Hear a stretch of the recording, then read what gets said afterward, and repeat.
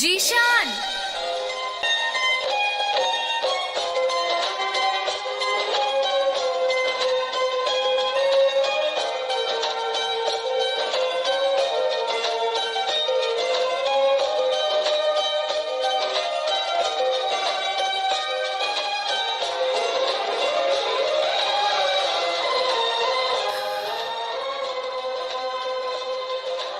চলে যাচ্ছ? তুমি না বলেছিলে তুমি এত সহজে হার মেনে নেওয়ার মতো ছেলে না? তাহলে কেন চলে যাচ্ছ?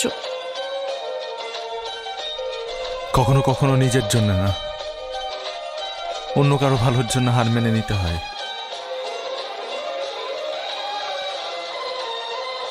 তুমি আমাকে খুঁজে পেলে কিভাবে?